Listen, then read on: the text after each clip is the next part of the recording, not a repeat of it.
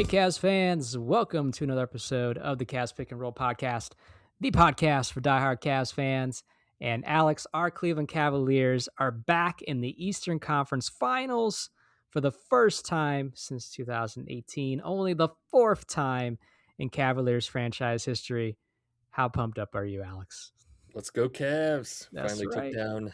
took down the Detroit Pistons, that wicked team from the state up north we don't talk about.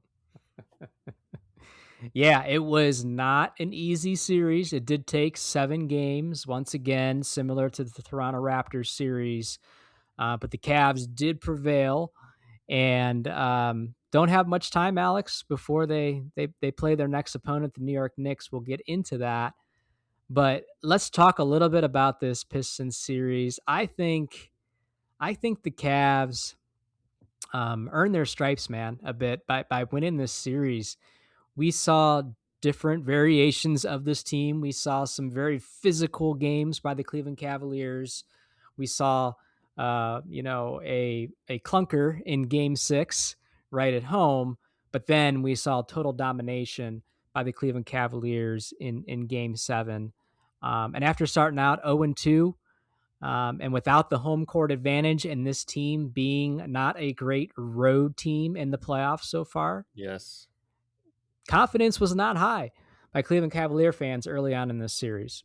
Right. Knowing that that it felt very similar to that Toronto series, right? We Mm-hmm. played another team that was known for their defense, being physical, and we never got a road win.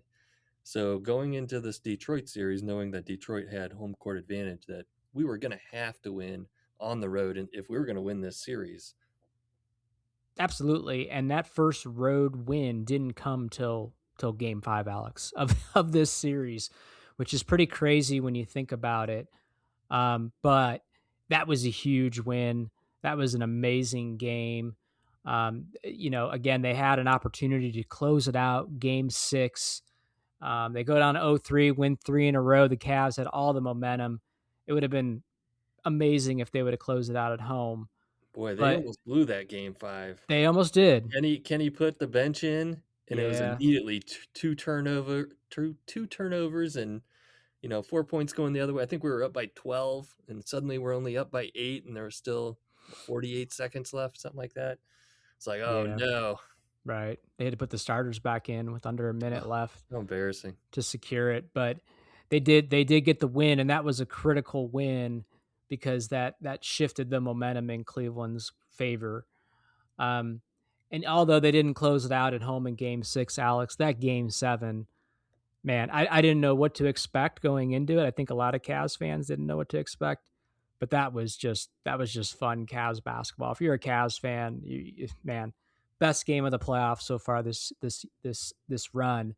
It reminded me a little bit of the Game 7 against Toronto, but if you remember that Game 7, it wasn't until the second half when the Cavs really took off and put the Hmm. beat down. That was the Jarrett Allen game, Yeah. right? Jarrett Allen had a big game this game as well. The difference is the Cavs had a complete game. It wasn't just a half like it was against the Raptors.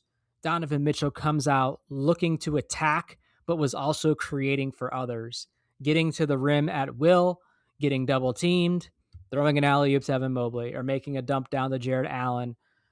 Mitchell was phenomenal in this game. Stan Van Gundy kept complimenting Mitchell's performance, saying it was one of the most complete basketball performances he's seen out of Donovan Mitchell so far. It was just a complete, dominant, awesome experience to watch, Alex. They finally played the way that we knew that they could play. Like, this is how this team is supposed to work. And they finally did what we've been saying this entire series, which was take advantage of of your bigs. We have the length. All they have is Duran really in the Mm-hmm. center. And they bring in what's his name, Paul Reed, Isaiah Paul Reed Stewart, who are is both is undersized. okay. They're Yeah, undersized bigs, guys, though, is they're what they very good are. players, but Yeah. yeah, they just can't match up against Mobley and Allen. If Mobley and Allen would take advantage of, they really have a size mismatch that they could have been exploiting this whole time, really. And it really showed in Game 7. I mean, both of them really just offensive Absolutely. rebounds, defensive rebounds, getting easy points in the paint. Like you said, Mitchell was feeding them, Harden was feeding them. It was a complete game. Yeah, absolutely. And that version of Jarrett Allen came out again in game 7. He started to get more aggressive. Detroit didn't know what to do with him, kept fouling him. Unfortunately, he didn't have really, the team was kind of poor from the free throw line. The difference, though, in the Toronto series, every time he got fouled, he basically knocked down every free throw. In this game, his free throws weren't the greatest, right? But neither was the team. But it didn't really matter because you're up by 30 at that point. What mattered was that version of Jarrett Allen, that beast mode Jarrett Allen, of just being ultra aggressive, and just throw in that version of Allen with Donovan Mitchell doing what he's doing. Evan Mobley's having a fantastic game.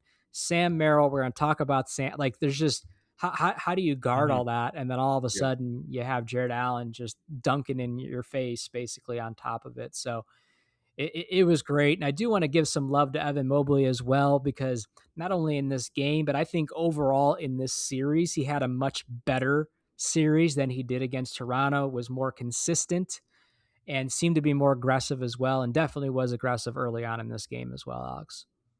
Yeah. Yeah. One of the things going into this game I was concerned about was the officiating because Yep. all series, it felt very, it wasn't consistent at all. Like you never knew if they were going to be calling ticky tack fouls or if they were going to, let Let him players play. do Yeah. basic murder. And Hmm. Detroit being such a physical team, they were really exploiting the officiating and all the no calls that were happening. So good lord, I don't know if there was, in some of those games, I don't know if there was a possession where Detroit wasn't getting called and they were grabbing jerseys and holding players and holding players' arm, even on the jump ball. And I think it was game 6. The whoever Harden was jumping against, they were holding Harden's off arm down so he couldn't jump to tip the ball. It's like, how Yeah. are you not Yeah. going to call that? Right. I don't Right. know. It was yeah, I was thankful that the officiating felt fair in game 7. Like there were some bad calls that I felt went both ways in that game. Absolutely. It definitely wasn't a Absolutely. perfectly officiated game by all means, but it felt more even. But it's like injuries. It's like the refs. There's certain things that you can't necessarily control, but you still need to find a way to play through, because once that whistle is blown, they don't get retracted, right? There's the whole challenge process, but you only get 2 of those a game. So again, the Cavs, I think this playoff run so far have gained so much experience compared to years prior, because they just went through 2 wars that went 7 games where they had the home court advantage. They didn't have the home court advantage. They got the whistles. They didn't get the whistles. They had to play more physical than they have in years past. Their style of play has now changed with James Harden on this team. Like, all these things have happened during this playoff run that is only going to help them continue to build this, just this experience that this team now has. And the hope is that they continue to carry that into the next series. They have some history with the Knicks. If you remember, it was a couple years ago now, but early on in the Mitchell era, we faced the Knicks and we did a similar thing where we finished in a certain seed so that we would have our certain path, just similar to this year. And the Knicks embarrassed the Cavs. And they're We were finally really getting their chance hampered with against them again. injuries in that series. Like Absolutely. And we're that's we're that's finally healthy. that's the best thing though, Alex, is, don't want to jinx it, but so far after going through 2 7-game series, the Cavs are still healthy. They're not even playing Jalen Tyson anymore. Keon Ellis not playing. Thomas Bryant not, like, he has shrunken his roster. Um, and really, this playoff year in general, I don't really recall major injuries happening to really star players this year so far in this playoff run. So we talked about how health and a little bit of luck are just as big as and important as how well of basketball you are playing at That's the one of right time. that's one of the things Kenny talked about in his post game. was during that game 7, the Cavs, they were on such a good run, and what he typically likes to do is find that player on the bench that's going to be that spark plug that give him that extra energy and that extra effort, and that he had other players, you know, Jalen Tyson, Keon Ellis, other players that he wanted to plug into that game, but they were on such a dominant run, and the players were on such a roll, he just left them in and let them play. Yeah, absolutely. And in a situation like that, that's the right call. The Detroit never went on any kind of significant run the entire game. As a result, the Detroit fans really had no chance to get into this game. And speaking of spark plugs, another spark plug for the Cavs was the 25 buses of Cavs fans that your owner Dan Gilbert um, you know, got to the game, right? All expenses paid. And man, it got to a point to where you can clearly on the broadcast hear the "Let's Go Cavs" chants. Oh yeah. Broadcast team talked about it several times. The cameras would go to them, and the Cavs fans they did a great job, I thought, of just representing, because every time the camera was on them, they weren't sitting, they weren't on their phone, like they were up, they were cheering, they were yelling, they were waving Yeah, towels, they were wearing their Cavs gear. And like I said, you could hear that on the broadcast, and that was huge, Alex. How many other owners in the NBA are doing that?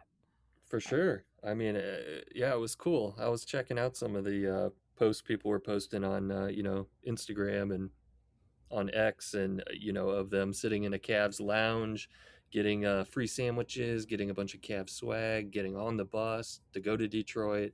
Like Dan Gilbert, really, he Yeah. it was all expenses. He didn't hold back. He got the Cavs fans there. He turned Detroit into Cleveland for the Cavaliers to help give them just that little bit of an advantage. And I mean, the Cavs took care of business that whole game. Midway through first quarter, the Cavs had control. Detroit fans didn't have much to cheer for. So Cavs fans were loud and rowdy. Like you said, you could hear the "Let's Go Cavs" chant Oh, it was in awesome. Little Caesars Arena. It was fantastic. It It came was right through it, the it TV broadcast. it was awesome, and that's an owner that already is paying for the most expensive salary in the NBA to go out of his way to also pay for those expenses for those 500 plus fans to show up. And like you said, I saw pictures of that too. Like it wasn't just okay, he bought you a ticket and he's driving you there and there. No, he wined and dined you.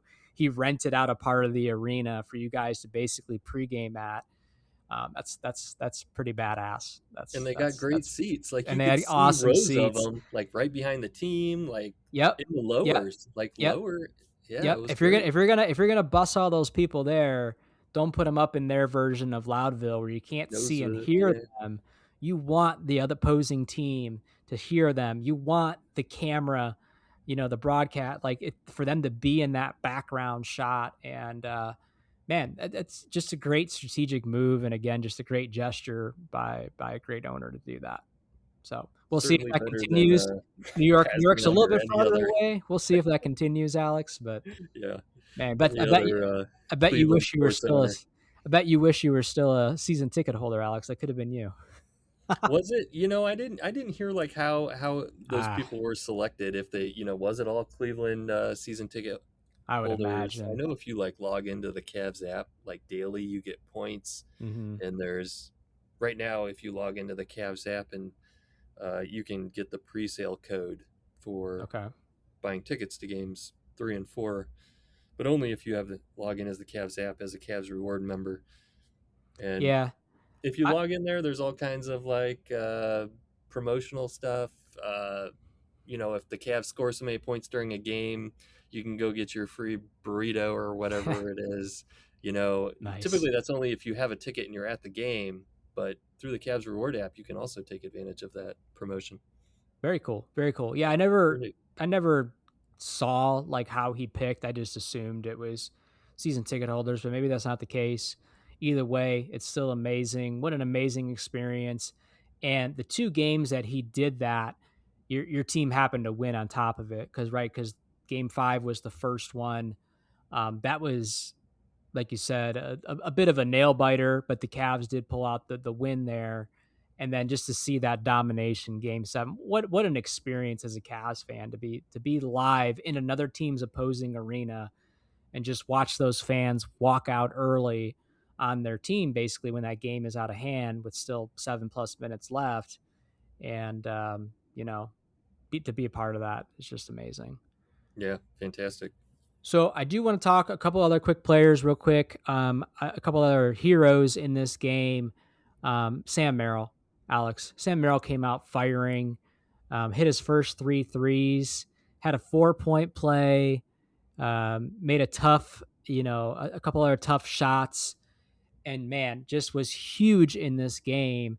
And it's been a little while since we've had a Sammy game, right? Finished with 23 Yeah, points, I was and just gonna say that man, he's been a little streaky, he so has. you never know if he's gonna come out and hit a bunch of threes or clank a bunch of threes. But the one thing that you can count on with Sam Merrill is he's been playing some scrappy defense. He's making smart plays. He's moving the ball. He's moving without the ball. He's he's sacrificing his body to take some of those brutal charges. Like I think he got a tooth knocked loose taking a charge during this game. It was man, he hit the court so hard it looked like his head It hit did. Yeah, got his back and hit the court. that I was concerned. I'm amazed the fact that he stayed in that game. I'm looking, and my wife's like, that's like concussion esque, the Oh way yeah, that his head bounced back, hit the court. That doesn't count what he also took in the face as well, like you said with the tooth. And then what's crazy is it wasn't instantaneously, but the next shot he took, he hit. He made it. You know what I mean? And just man, he was a big part of that first half and just getting the Cavs going. And man, it's always awesome. It's always fun when Sam's out there lighting it up. And it's like Jarrett Allen. It's like when Jarrett Allen gets 20+ points, it's hard to beat this Cavs team. Same with Sam Merrill. If Sam's mhm. on, then it's very hard for the opposing team to win. He had a good play too where he drew a foul. When he comes around when somebody sets a screen for him and he comes right around that screen and immediately pulls up for a three. Yep. If they're fighting over that screen, man, it's Yeah, I think that was the 4-point play it's because it cool. went in and Yeah. he got knocked down and it was 4-point play. So yeah, Sam Merrill, amazing game. Jared Allen, amazing game. Donovan Mitchell, complete dominance. What'd you I, think about so they changed up the starting lineup and started mhm. instead of Dean Wade starting, they started Max Strus. What'd you think about that? Yeah, I liked it. Dean really hasn't been able to give you much offensively. And listen, at the end of the day, you win these basketball games by scoring more points than the opposing team, right? And Max is a little bit more of a natural scorer than what Dean typically is. And Max, I felt, and we talked about this last time in our last episode, how we talked about how he took the challenge of guarding Scotty Barnes, a bigger player than him, more athletic player. Max Strus had another tough assignment in guarding Cunningham a lot in this series. And is he as good as a defender as Dean Wade? I don't know, but you weren't going to get necessarily a lesser effort from the defensive perspective of whoever was guarding Cunningham with Strus out there. And he was the next guy I was going to call out. No, he didn't put up great numbers offensively every night, but again, he's working both ends of the court just as hard and guarding, again, the team's best player. So I didn't have a problem with it. It's funny enough, Dean Wade comes off the bench in that game and scores a quick 5 points. Yeah, I was just gonna say It's that. like, oh, okay, here's The Dean. That's fine. to your point, Max being the better offensive player, I think that was Yeah, my initial concern with the change because Max always comes off the bench and he is a little bit of that spark, he you is. know. He can Um, be. He can and, be. and instead this time it was Dean Wade, and it's like, okay, they're gonna plug in Dean Wade. Dean Wade hasn't been doing anything offensively, but immediately gets a bucket, gets a three. It's Yep. like this is great. Yeah, and Sam was that spark off the bench in this game, right? And man, what we need is a game where both of them are just going nuts. How cool would that be if both of them hit 5 threes or something like that? Oh yeah, Um, we need a Cavalanche. we need a Cavalanche, but I won't be surprised if Struess continues to be in the starting lineup because that's probably he's probably going to be on Brunson would be my guess. That'll be his next assignment. Dean Wade's Brunson's a little bit too fast for Wade. I think Strus will have a better chance. It's going to be a hard matchup, but I won't be shocked if that change sticks. Yeah, So I think they'll have Mitchell on Brunson. we'll see. We'll see.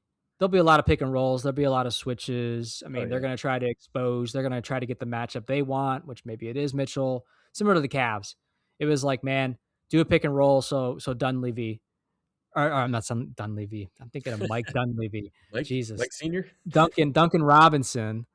Yeah. I just see white shoe. No, no, no. I'm not gonna say that. No, every time it was like, we'll get Robinson on Mitchell, and you know what time it is, right? Even they did that a lot with Harden as well. Put Robinson in a pick and roll situation. New York will probably try to do a lot of that to get the matchup they want. Maybe they'll try picking on Sam Merrill when he's out there, or Donovan Mitchell. It'll be interesting to see. But the other thing I wanted to call out though with this Detroit series, one thing that I didn't, one trend that I'm not liking, okay, James Harden gets the ball, everybody clears out. It's like 9 out of 10 times, it's an ISO clear out. You have Mitchell down in the corner, just standing there, right? Because he knows what time it is, and you have everybody else on the opposite side, Hmm. right? There's nobody coming to set a pick, or not often, at least, and it's a lot of dribbling, and it's Harden trying to create something, and lately he hasn't been able to create consistently, in my opinion, and I think that's starting to hurt us. Um, when Harden first came to the Cavs, Alex, what I loved about him is how well he played with our bigs. Hmm. Pick and roll, pick and roll every single time Harden has the ball. He will either create an opportunity, make a shot, or get fouled. But when you clear out and let him dribble for 10, 12 seconds and then try to draw a foul, or, a turnover happen, like we're not seeing consistent good results. It And it worked eh, in the regular season. yeah, it's not It working here. doesn't work in playoff basketball when you're playing against such a physical team that is face guarding him and grabbing him and pushing him and slapping at his arms and trying to poke the ball away every time he dribbles it. He just couldn't get it, And the yeah whistles and the whistles don't blow like they do in the regular season, right, right, Alex? right. So I've shared plenty times how I don't like the Mitchell point guard. I don't love that. But what I like about Mitchell when he has the ball versus Harden is Mitchell is quicker to make a decision, right? He goes to the rim, he either finishes, or he makes that dump off pass when he gets double teamed for a wide open Mobley dunk or Allen dunk, whatever it is.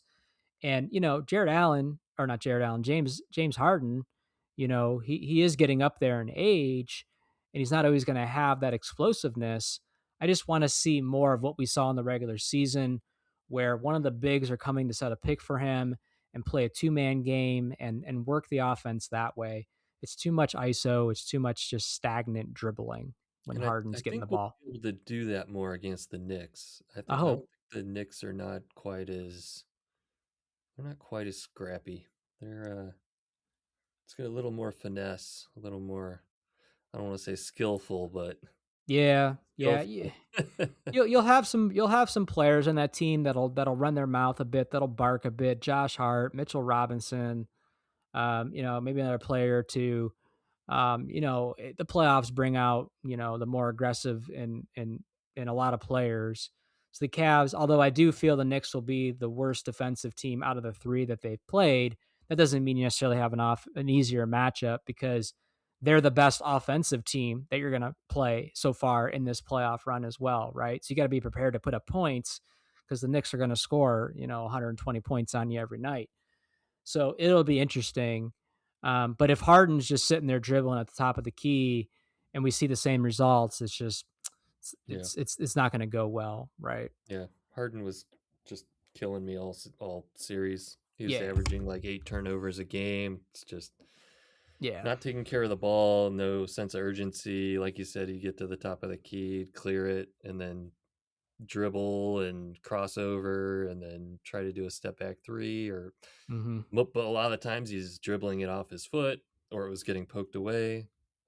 It was just creating fast break points for the Pistons, and that's what they thrive on. That's what they run their offense on. Yeah, those They are all great points. And what's crazy, Alex, is he logged the most amount of minutes along with Evan Mobley with 36 minutes in this game. Finishes with only 9 points.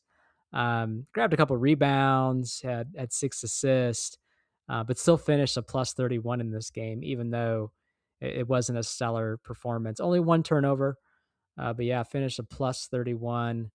And yeah, just hoping we don't continue to see this version of James Harden in the next series. Yeah, they didn't need to lean on him as much. No, I mean, he's 37 years old. He came to the team to be a that veteran, that second option, not the first option, right? right. Like we can't rely on him to do as much as he's been doing. I think it's about time that Mitchell stepped up, and about time that we started utilizing our bigs and help take some of the load off. And not Harden doesn't need to force the ball, Mm. which causes those turnovers. So Definitely, again, you saw more success when Donovan had the ball versus Harden. But they got to figure it yeah, out. Harden's still a great offensive weapon on this team. He's very capable of going off, knocking down shots, distributing the ball. Not hating on him. I just don't want to see the ISO ball. Everybody clears out with no action going on. Starting to see some reports, Alex, of the Cavs are planning on re-signing Harden to a multi-year deal. What I've seen is 2 years. Makes sense considering his age, and the reports were no matter what happens in this series, because it was before the Game 7 happened. Thoughts on that? Not surprised by that? Not surprised by that? I mean, it doesn't surprise me. I think they had some sort of wink wink Hmm. deal, when you trade away Sure. Darius Garland, your young upcoming point guard, for this, you know, battle tested playoff veteran, to help get us over the hump, somebody that's been healthy. Uh, yeah, it doesn't surprise me. I think that he probably will try to get maximize years over probably money. If it's 2 or 3 years, that's fine. Yeah, not surprised either. Again, you didn't trade away Darius Garland to rent James Harden for 30 20 something games in a playoff run, right? So the Cavs were always going to retain him, especially I now don't know. that this team is Yeah, able to continue to make this run. I don't know if it'll be for max money. I No, no, I, no, I no, no, just not for don't know max how money. that would No, work, right? no, no, no. Like, it has to be a good deal. He wants the longevity of a lengthier contract. It's got to be for less money, because Mitchell's up for we can either extend him this offseason, or um, give him a new max contract in 2027, Hmm. which I think I was reading we could offer him an extension that would be about 270, 280 million, something like Saw that that. But too. if he waits till 2027, it would be, I think, a 350 Yeah, million dollar deal. absolutely So that's insane. Absolutely yeah, that would insane. be So crazy. yeah, if it doesn't happen this off season, Mobley's on a max yeah, deal. He's taking up a huge chunk. yeah. I just don't know I don't know how either. we're gonna afford this payroll, and we've really got to get under the second apron for one of these seasons to kind of reset. Right, right. So we'll see what happens. The offseason will definitely be interesting, but we're not there yet. So we're not, we'll worry about that when that time comes. Hopefully the Cavs can continue this playoff run. And man, quick turnaround time. That's the one disadvantage of going 7 games. The Knicks have been sitting around for what, close to a week now, Alex, just waiting to see the winner of this series. The Cavs get one day off and they're right back at it. Tuesday night, first game, Madison Square Garden. How are you feeling?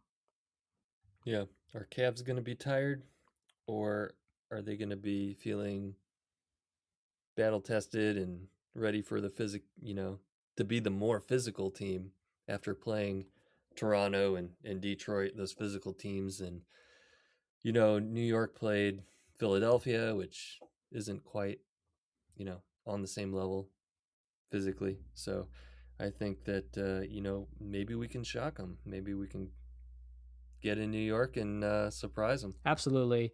This will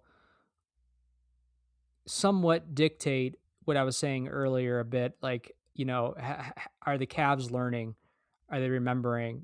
Donovan Mitchell said after the game last night in one of the locker room clips, like the team locker room clips, it's like when our backs are against the wall, we're capable of doing anything. But we basically need to play like that all the time and not wait until our back is against the wall. I'm paraphrasing a bit, but basically he's saying is this is how we always have to be. This is how we always have to come out. And the Knicks have kind of been sitting around. They're feeling good about themselves.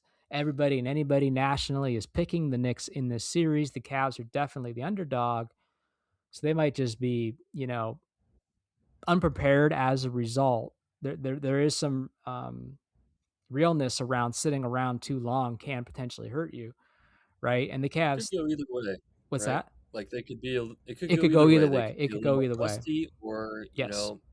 maybe they've been game planning for us this whole time. They're Yep. sitting at home, they're watching these games between the Cavs and Detroit. They're looking at it's like watching tape. You know, uh, geez, it could go either It way. could really go either way.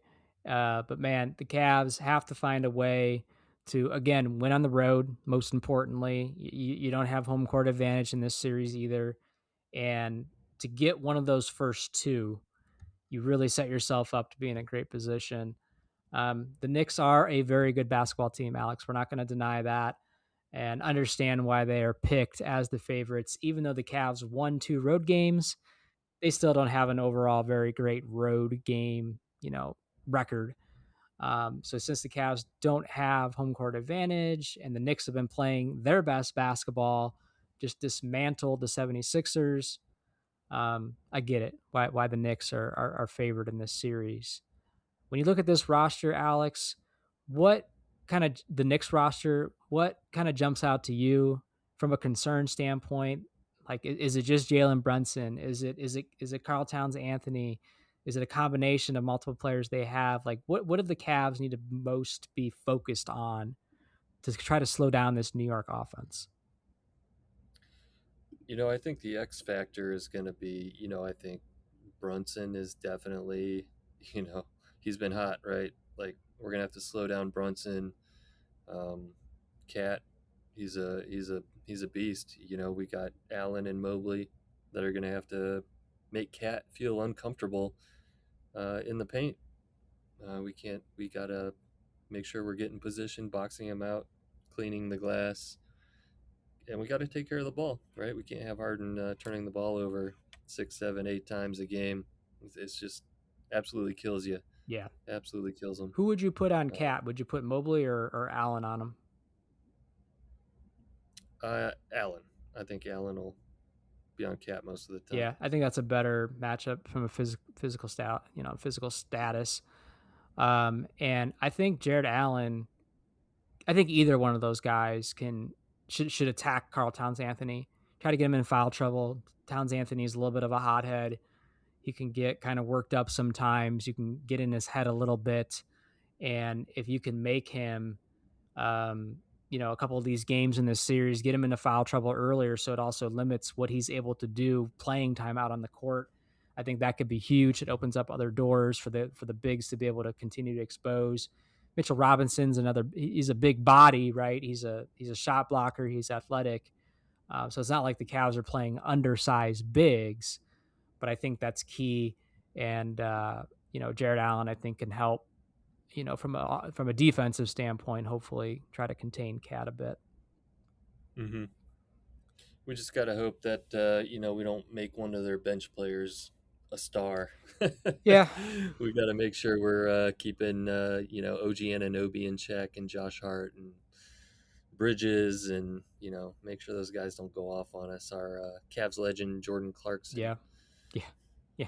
We just cannot stop playing former Cavs players and coaches, and now you're playing Mike Brown next after JB, Alex. Like, It jeez, was fun to see Karis LeVert. it was trying to do He, things he out kind of there. torched us a little bit here and there, but Yeah, it was good seeing Karis again. yeah.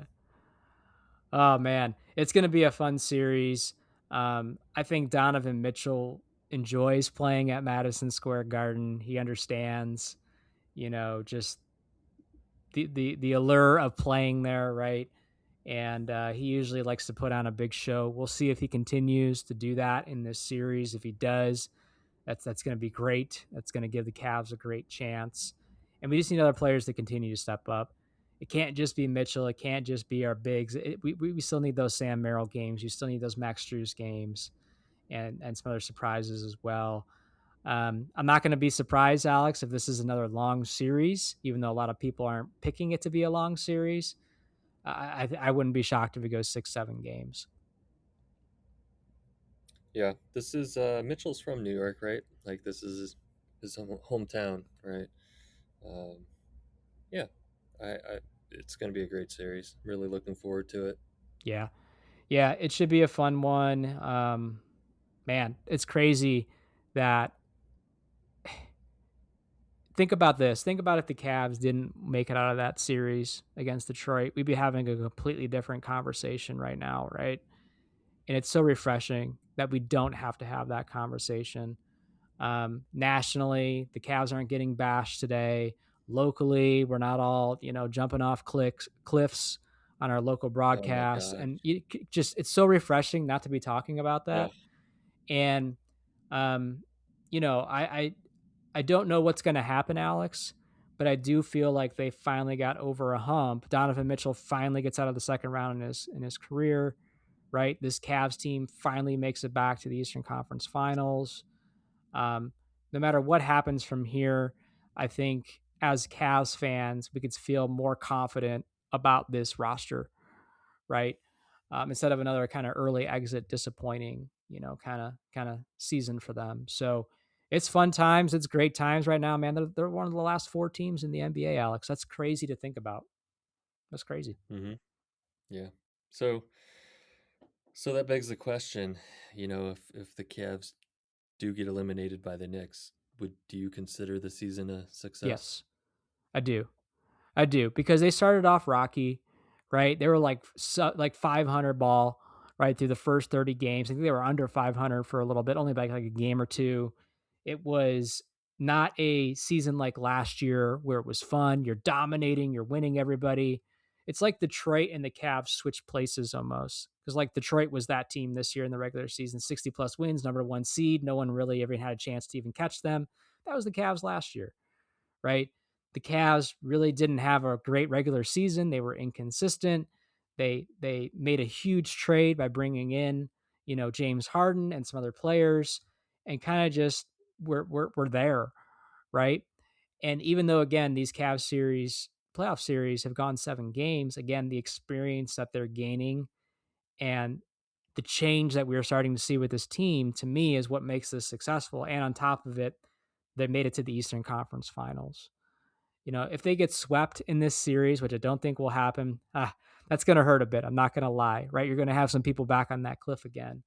But Alex, Mm-hmm. last time they made it this far was, who was still here. And it feels like this team is finally ascending and they're doing it at the right time.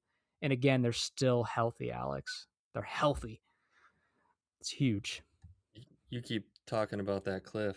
Oh my lord! After that Game 6 loss, You're the Cavs fans were on it, Cavs man. subreddit Yep. was Absolutely. I couldn't hardly stand to scroll through it. Everybody was blow it up, fire Yep. Kenny, get rid of Mitchell, start over, trade everyone for picks. It's like these people are They are. insane. They're These not real people are Cavs nuts. fans, is what it is. No, get out of here. And Shut up and and get but out of same here. thing, like think about that Toronto series. That went 7 games. Imagine a scenario where the Cavs don't make it out of that series, right? They don't make it out of this Detroit series.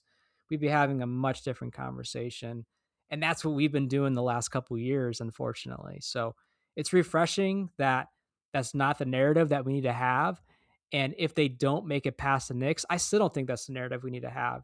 Do they need to do some retooling? Do they think about swapping out one of their main players for somebody else and try to switch things LeBron. up? Sure, but it's not blow it up. It's not fire Kenny. It's not all that kind of just end of the Mhm. world kind of talk. Armageddon. Armageddon. Cavs Armageddon. Armageddon. Yeah, man. So I'm excited, man. Cavs basketball still going on here. It's gonna be going on through the end of May at least with this series, and it's gonna be a great matchup. And then out west, Alex, you got the Spurs and the Thunder battling. That'll be a fun series to keep an eye on. And yeah, man, who's your pick out west? I mean, I think OKC is gonna repeat. Yeah, I think they'll get the Spurs, but I would much rather play the Spurs. We matched up against them really well in the regular season. yeah. But yep, the Cavs are back to playing every other night. I'm seeing they're in New York. It's going to be on ESPN at 8 p.m. Tuesday, Thursday, Saturday, Monday. Just a brutal schedule. Brutal It schedule. It's is. been every other night since the Detroit series, right?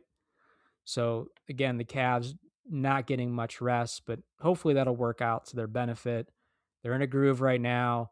They got to be feeling good after that game 7, and they're going into New York with some confidence, or at least they should be, right? And let's see if they can keep that momentum going and steal game 1 victory. I lied. Oddly, game 3 is on Ooh, ABC. All the rest are on that is ESPN. very weird. Yeah. It's very weird. All right, Alex, let's wrap up this episode. Thank you, Cavs fans, for tuning in and listening to this episode of the Cavs Pick and Roll podcast. And Alex, let them know where they can follow us and connect with us. Follow us on X at Cavs Pick and Roll. Shoot us an email, cavspickandroll@gmail.com. Follow us on Facebook, Instagram, Tumblr. Watch this episode on YouTube. Wherever you're listening, watching, click like, subscribe, leave us a rating or review. We'd appreciate All it. right, Cavs fans, there it is. We'll talk to you again soon. Peace out, Cavs fans.